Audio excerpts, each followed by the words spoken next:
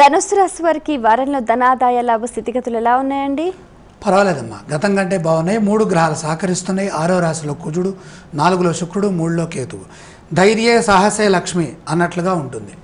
మనం ధైర్యం చేసామా విజయం, లేదా జన్మశని చేద్దుగానే కూర్చో ఇక్కడే ఉండు, అవే అవుతాయిలే, చెప్పావు కదా అవుతాయిలే అన్నట్టుగా ఉంటాయి.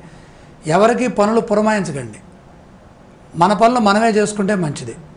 ఎవరో చేస్తారంటే వాళ్ళు సరిగ్గా చేయకపోగా అక్కడేదో కొంచెం మెలికి పెట్టి వస్తారు, అది సరిచేయడానికే మన కాలం అంతా వెళ్ళిపోతుంది. అలాగే మీ ఆలోచన పైనే ఫలితం ఆధారపడి ఉన్నది. ముఖ్యమైన విషయాల్లో తాత్సారం లేకుండా ప్రవర్తించండి.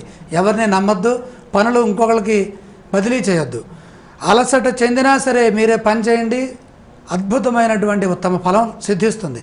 నమ్మకంతో పనిచేసి పెద్దల నుండి సరైన ప్రోత్సాహం, ప్రశంసలు అందుకుంటారు. న్యాయబద్ధమైన అంశాల్లో పురోగతి ఉంటుంది. కుటుంబ సభ్యులను సంప్రదించి పనులు ప్రారంభించండి. ఇంట్లో వాళ్ళతో జగడాలు ఎక్కువయ్యే అవకాశం ఉంది. మీరు ఒకటంటే వాళ్ళు ఒకటి అంటారు, వాళ్ళు ఒకటంటే మీరు 2 అంటారు. ఇలా అనొద్దు, ఎందుకంటే వాళ్ళని కలుపుకుపోండి. ఇంట్లో ఒక్క శని ఉంటేనే దోషం ఎక్కువ.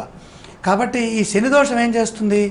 నిరుత్సాహాన్ని ఇవ్వటమే కాకుండా పూర్తిగా పనులు చేయలేనటువంటి అనారోగ్యాన్ని కూడా ఇస్తుంది. కాబట్టి శని దోష నివారణకై కుటుంబ సభ్యుల సలహాలు పాటించండి. ప్రయాణాల్లో జాగ్రత్తలు పాటించండి. సకాలంలో విశ్రాంతి అవసరం. అన్ని విధాల ప్రశాంతంగా ఉండండి. ఈ రాశి వారు పఠించవలసిన స్తోత్రాలు ఇవ్వండి. శ్రీ వెంకటేశ్వర స్వామి వారి గోవిందనామాలు చక్కగా తలుచుకోండి. ఆలయ సందర్శన క్రమంలో ఏ దేవీ దేవతలను దర్శిస్తే మంచిదంటారు? ఆయనే నిలువెత్త విగ్రహం, భగవానుడు. శంఖుచక్ర గదా శాంగములతో భాసిల్లుతున్నటువంటి పద్మావతి వల్లభుడు వెంకటేశ్వర స్వామి వారిని దర్శించడం మనశ్శాంతికి, ఆనందానికి సంకేతం. ఈ రాశి వారు చేయవలసిన దానాలు ఇవ్వండి. అదృష్టం పట్టాలి అంటే 9లో ఉన్నటువంటి రాహుదోషం తొలగాలి.